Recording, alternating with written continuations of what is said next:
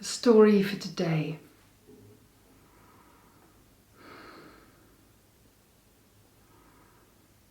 I'm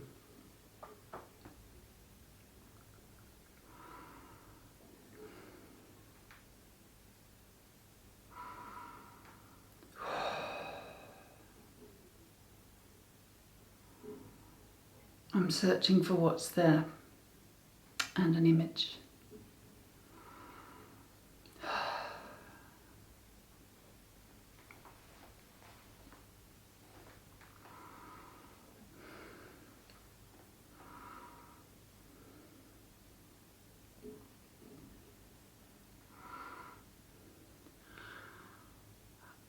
What's there is a box. Yeah. It's a box. A box is a box. Or no, it's a cube. I can see a cube. Like those drawings of cubes. I don't know. I remember when I was a child and the first time I learnt to draw a cube, and I just thought it was the best achievement of my life at that point. It looks like that, a pencil drawing of a cube. Early art lessons we had to do that, or technical drawing, where you shade one side to make it dark. And then you draw the other lines that come off the cube, and before you know it, you've created a three-dimensional object on the page. God, yeah, the satisfaction of that moment. But that's what I can see right now, and it's becoming ever clearer. A grey pencil-drawn cube that is sitting actually at the base of some lungs. Lungs in a body. So if you imagine, I don't know if you can see, but that part under the, I suppose where the solar plexus is, if you know where that is.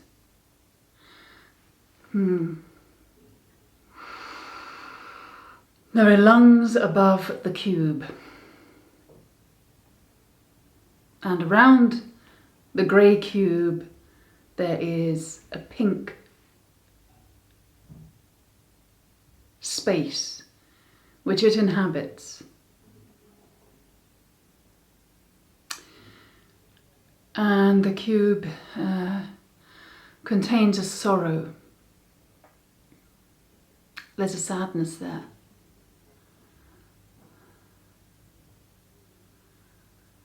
And as I look closer, I can see that there is a mouth and eyes and nose which have formed on one of the white sides of the cube. And they're blowing out air. Blowing out air of exhaustion. Days of exhaustion. Of sorrow.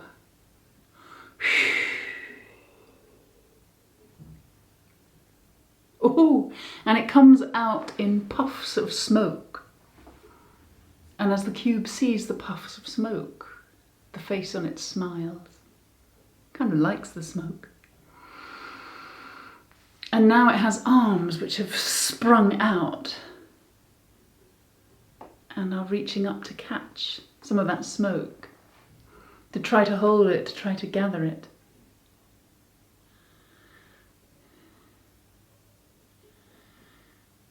And some of it does hover and stays between the two hands, and the cube brings it before its face. And now the cube has legs. The legs have popped out.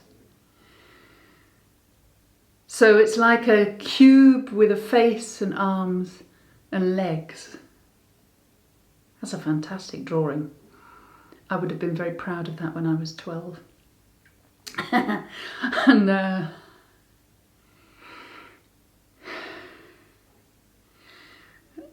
cube has kind of expelled the sorrow and it sits in the cloud between its hands. But now this cube, which I think is a he, is marvelling at this smoky substance that just remains in front. And he wants to put his foot in it. He really does. Doesn't quite know if he's got the agility to lift his leg up. Because actually what he's seeing is he could step into that space. And there's such a temptation to do that, but he wants to spread his hands first to expand that space. And now it becomes a ball of that smoky substance in front of him.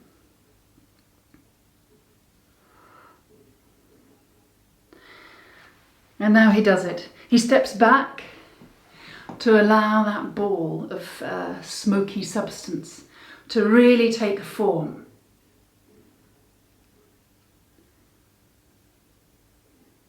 And it does.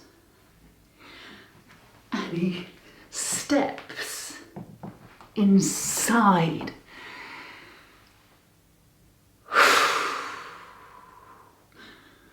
And for a while he is in a whirl, in a whirlwind of flavours, of aromas, of wisps and waves and all kinds of objects are beginning to float by him on the currents of that smoke. He can see lots of miniature cubes. They all travel in lines, in bright lines, lit up like a caterpillar of cubic light. And the more he looks, the more shapes he can see.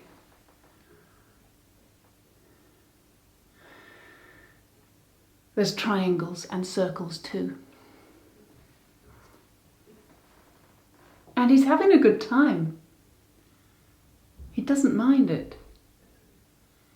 He's just there and watching and being in that space.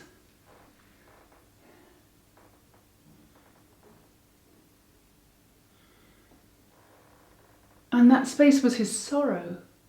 He just notices. But actually going inside is quite cool. Oh, and now the shapes are clattering together. They're clattering together, so we have the triangles and the circles and the squares, and they're kind of bumping and clumping and crashing into one another. And they're making a clack, clack, clack, clack, clack, clack, clack sound as they do so. And he is a little bit alarmed by this, but as he watches, he sees they are forming other shapes. They are forming great structures. They are actually forming buildings. And as they crash and clatter together, rapidly around him, a street is constructed. It's a street of beautiful, old buildings, or they appear to be old even though they had just been built before his eyes by a collection of random shapes, all now pieced together in front of him.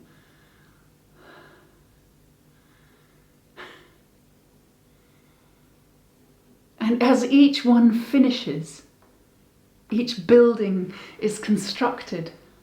The moment it is complete, it's as though it rings a bell, a crystal clear bell, a ding.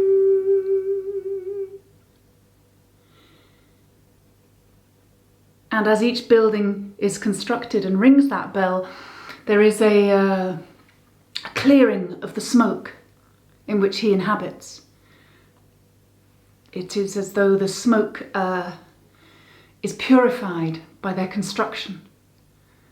One after the other, after the other, after the other. Until all the shapes have found their place and all the smoke is gone. And he's standing in a street. He's standing in a street in an old, old town. And there is sky above and cobbled streets below him. And he stretches out his arms and he begins to tap his feet on the cobbled streets. And his streets, not his streets, his shoes, because he has got shoes. His shoes are tap shoes. And so as he taps his feet on the street, he creates rhythms and sounds. And with each rhythm and sound and clatter and chatter, life begins to emerge on that street.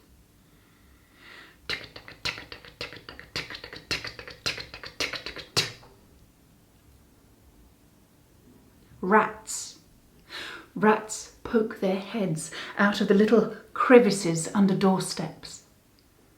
They pop their heads up out of drains and they begin to scuttle into the street. And the cube goes on tapping.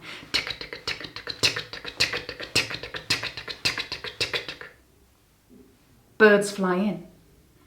Birds of all kinds. There are crows, there are seagulls, there are blackbirds, there are sparrows. There are curlews who have flown in from the sea. There is a cacophony of bird song and bird squawk surrounding them.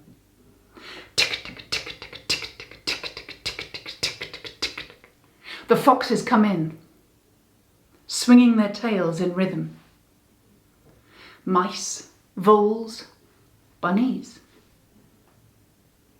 The streets fill with life, with living creatures. Even deer, stags appear.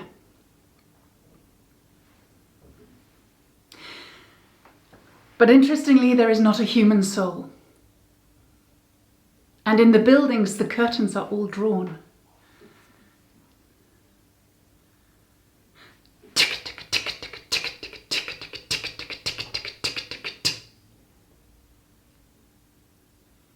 And then the cube stands back and watches what has occurred around him. There's animals everywhere. There's rats crawling all over the place, foxes running in and out of them, the deer. In fact, all the animals look a little bit confused as to what they're doing on this street. But the birds fly down and they rest upon the backs of the deer. And soon the bunny rabbits and the rats are finding common ground, and it's as though they're looking at the cube for some further guidance. Well, what's next? Why are we here?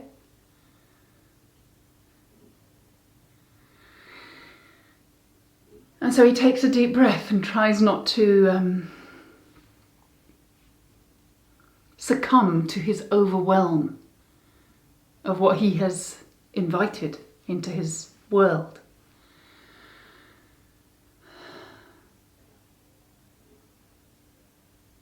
And he claps his hands. And the animals fall into formation and they begin a dance. And it's a dance where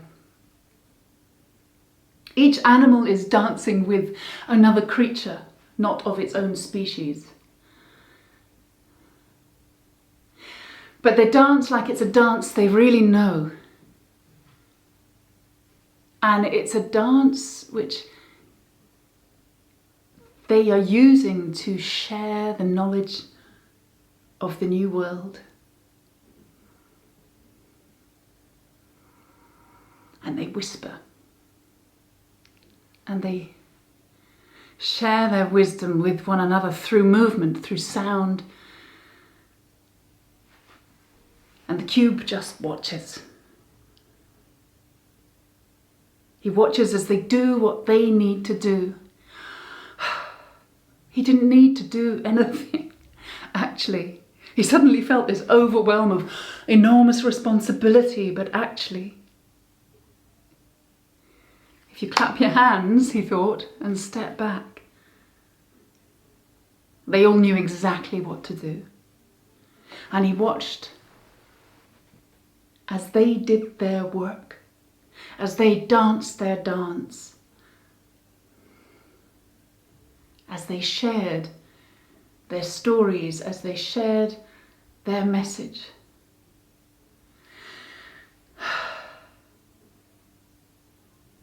And what it was, the cube could never really fully understand, but he knew that it was vital. And the animals knew when they were finished. For the moment they were done, they all departed. And the birds flew in the sky, the deer ran away, the bunnies hopped into their burrows, the rats disappeared under the doorsteps, and the cube was left standing in that street. And as he looked around at the buildings, he saw the curtains open and the long faces of the people looking out. None of them could step outside.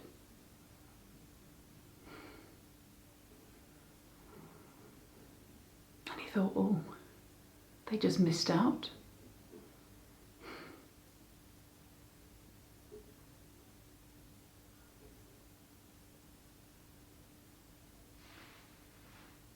He clapped again, and the curtains shut, and the buildings dissolved into shapes, moving in smoke once more. Squares, circles, and triangles, trailing and spiraling around him.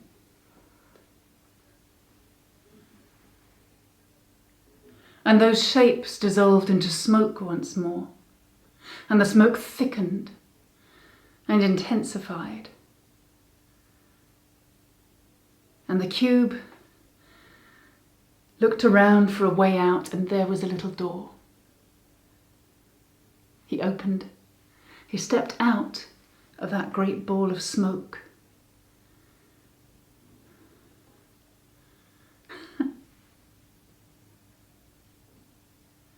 And he placed his hands around it once more, and gradually made it smaller and smaller and smaller in his hands. And once it was there, he sucked it back into his cubic body. His feet tucked themselves back in to his cubic form. His arms disappeared. And the smile and the face dissolved into a flat surface of the cube once more, which is sitting at the base of some lungs. And those lungs take in a deep breath.